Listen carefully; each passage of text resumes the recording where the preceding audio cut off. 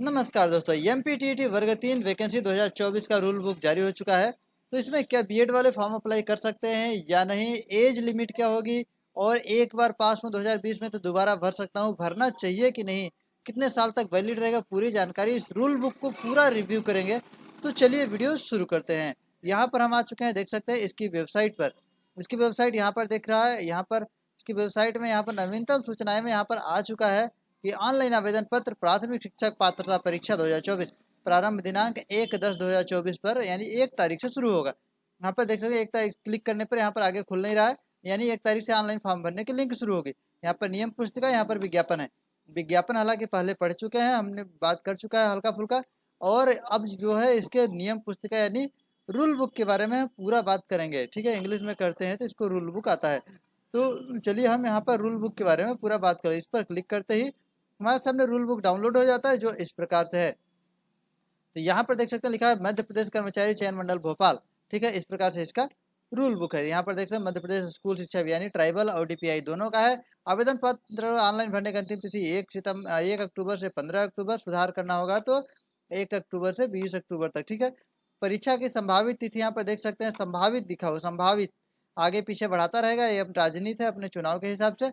तो 10 नवंबर 2024 रविवार से प्रारंभ होगा। ठीक है, फीस जो है वही है, जनरल के लिए 500 रहेगा, 60 रुपये कटेगा और 560। ओबीसी एसटी एससी के लिए रहेगा 250 और 10 रुपये और कटेगा, यानी कुल मिला के हो जाएगा 310। यहाँ पर और देख सकते हैं परीक्षा की पाली यानी वही समझ लीजिए 10 नवंबर से शुरू होगा तो 7 से 8 और वही बाकी चीज़ें हैं। यहाँ पर हम इस पर ज़्यादा डिस्कशन नहीं करेंगे। जो मेन पॉइंट है यहाँ पर बात कर लेते हैं कुछ रूल बुक में। तो मेन पॉइंट ये है कि पद का विवरण दिया हुआ है, जैसे यहाँ पर लिखा हुआ है प्राथमिक शिक्षक। पिछले बार भी यही लिखा हुआ था कि यह एक पात्रता परीक्षा है। ठीक है, और इसके अनुसार आप मतलब इसके आधार पर आप नौकरी का दावा नहीं कर सकते। लेकिन यह भी इसमें लिखा हुआ है, देखिए पात्रता परीक्षा और नौकरी का दावा, लेकिन नीचे जो कंफ्यूजन दिया हुआ है वो आपको दिखाते हैं। परीक्षा के अंदर दिया हुआ है यह अराजपत्रित तृतीय श्रेणी का है, तीसरे श्रेणी का है। यहाँ पर अब योग्यता, शैक्षणिक योग्यता, ध्यान देने वाली बात यही है कि बीएड वाले कैसे भर सकते हैं क्या नहीं भर सकते। देख सकते हैं 2018 के नियम के अनुसार आधारित करना अनिवार्य है। बोला है कम से कम 50 अंकों के साथ हायर सेकेंडरी 12वीं पास और इसके समकक्ष प्रारंभिक शिक्षा में 2 वर्षीय डिप्लोमा या उसके समकक्ष यानी डीएलएड। ठीक है, दूसरा है कम से कम 45% हायर सेकेंडरी या इसके समकक्ष यानी एनसीटी का 2 वर्ष वाला है। तीसरा यहाँ पर आता है कम से कम 50% के साथ हायर सेकेंडरी और प्रारंभिक शिक्षा में 4 वर्ष की स्नातक की उपाधि, जैसे कि क्या कोर्स होता है, बीएलएड होता है। और अगला है कम से कम 50% अंकों के साथ हायर सेकेंडरी और अथवा इसके समकक्ष शिक्षा शास्त्र या विशेष शिक्षा शास्त्र में यानी स्पेशल डीएलएड 2 वर्षीय डिप्लोमा, डिप्लोमा है यानी डीएलएड। और यहाँ पर है स्नातक की उपाधि तथा प्रारंभिक शिक्षा में 2 वर्ष की डिप्लोमा या इसके समकक्ष। यहाँ पर बीएड का, बैचलर ऑफ एजुकेशन का कहीं जिक्र ही नहीं है। तो कुल मिला के यहाँ पर देखा जाए तो बीएड वाले नहीं भर सकते। कुल मिला के जैसे हमने इसमें लिखा था क्या बीएड वाले भर सकते हैं, अब प्रूफ हो गया कि बीएड वाले नहीं भर सकते, बीएड वाले नहीं भर सकते हैं, बीएड वाले एकदम। अब यहाँ पर बीएड वाले बाहर हो चुके हैं। चलिए आगे कुछ एज लिमिट की बात कर लेते हैं। यहाँ पर लिखा हुआ है कि शिक्षक पात्रता में पात्र जो भी पास होने के लिए न्यूनतम पासिंग मार्क क्या होगा। पासिंग मार्क ये होगा प्राथमिक शिक्षक के लिए, देख सकते हैं एसटी एससी ओबीसी के लिए 50% लिखा हुआ है।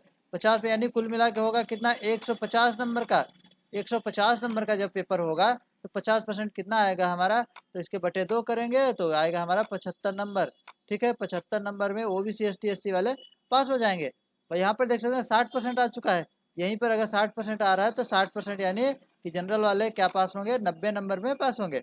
ओबीसी एसटी एससी विकलांग ईडब्ल्यूएस वाले 75 में और बाकी लोग 90 में पास होंगे। ठीक है, यहाँ पर देख सकते हैं ये जो था बिल्कुल कंफर्म हो चुका है, ये 75 नंबर और ये है 90 नंबर। तो इस प्रकार से यहाँ पर देख सकते हैं दिया होता है। और क्या क्या मुख्य बातें इस पर डिस्कस कर लेते हैं, चलिए आगे देख लेते हैं। अनुसूचित जाति यानी मूल निवासी हो उन्हें, देखिए मूल निवासी हो और 50% के साथ 12वीं पास हो। अगर अदर स्टेट वाले, हाँ यहाँ पर एक बात और आती है कि जो अदर स्टेट वाले अभ्यर्थी वो भी फार्म भर सकते हैं, अन्य राज्य वाले भी फार्म भर सकते हैं। वो कम से कम 12वीं में 60%, 12वीं में सॉरी यानी उनको पास होने के लिए 90 नंबर लाना पड़ेगा, यानी 60%। ये वाला 12 अन्य राज्य के लिए या बाहर के व्यक्तियों के लिए या जनरल के लिए यहाँ पर 90 नंबर लाना होगा। अगला है यहाँ पर लिखा हुआ है कि पात्रता परीक्षा में अर्हकारी अंक प्राप्त करने से नियुक्ति का कोई दावा नहीं किया जा सकेगा। सेम यही चीज पिछली बार भी लिखा था 2020 वाले में, लेकिन उस बार काउंसलिंग करके भर्ती भी करा दिया। यहाँ पर DPI और ट्राइबल दोनों की एक साथ हो रही है। इसके बाद यहाँ पर ये लिखा हुआ है शिक्षक पात्रता की वैधता आजीवन रहेगी। ये आपको पहले ही बता चुके हैं कि ये नहीं कि 2 साल 5 साल 7 साल नहीं, ये लाइफ टाइम चलेगी। ठीक है, इस प्रकार और जो कुछ मुख्य पॉइंट है यहाँ पर देख सकते हैं कि सिलेबस आगे लगा हुआ है। सिलेबस यहाँ पर पद का वेतन, अब देखिए कि जब एक बात और यहाँ पर सोचने वाली बात है, जब यह टेट है तो यहाँ पर वेतन देने की क्या बात है।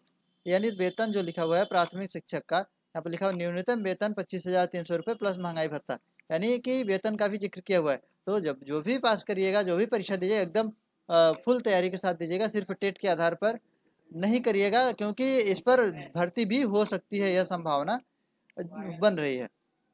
अगला है यहाँ पर कुछ नियम निर्देश दिया हुआ है।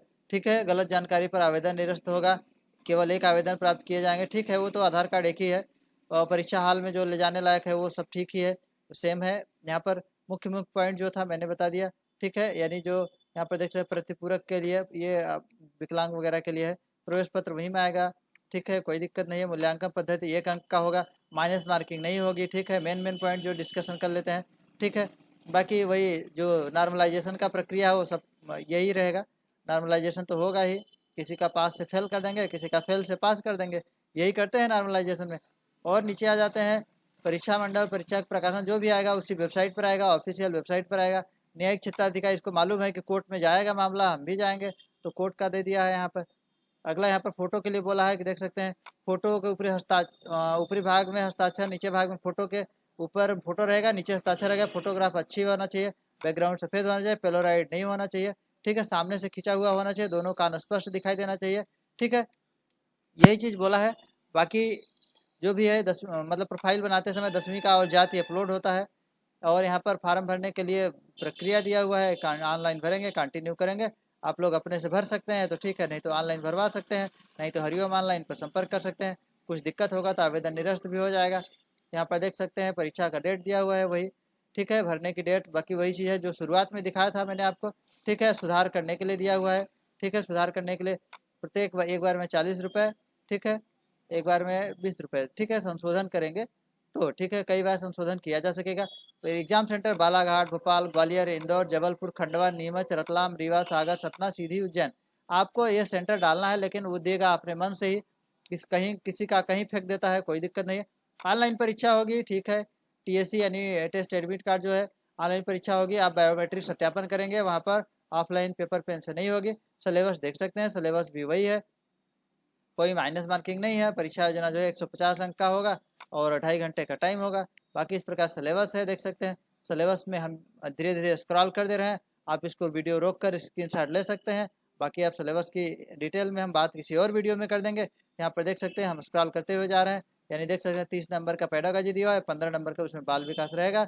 ठीक है, 15 नंबर वहाँ पर, 5 नंबर समावेशी शिक्षा और 10 नंबर देख सकते हैं पेडागोजी दिया हुआ है। ठीक है, तो कुल मिला के सोचेंगे पूरा बाल विकास तो नहीं रहता। हिंदी भाषा में देख सकते हैं भाषाई अवबोध 15 नंबर ही है, यानी कुल मिला के पूरा हिंदी नहीं रहता, बाकी पेडागोजी टाइप का रहता है। और अंग्रेजी भाषा में 30 नंबर, तो देख कंप्रहेंशन देख सकते हैं 15 नंबर पेडागोजी दिया हुआ है, सब में वही है। ये इसी प्रकार संस्कृत में भी आएंगे, संस्कृत में भी सेम वही है, उर्दू में भी वही है। ठीक है, गणित में आ जाएंगे, देख सकते हैं 30 नंबर है, 15 नंबर विषय वस्तु पर आएगा, जो जोड़ घटाना गुणा भाग जो है लंबाई चौड़ाई दिया हुआ है इसमें देख सकते हैं। इसके बाद पेडागोजी इशू इसमें भी दिया है, सब में पेडागोजी है कि गणित पढ़ाते, पेडागोजी का मतलब कि गणित पढ़ाते समय आपको क्षेत्र मिति या त्रिकोण मिति बताना है, तो आप कौन सी वस्तु का इस्तेमाल करेंगे, कौन सी चीज़ का इस्तेमाल, यही होता है।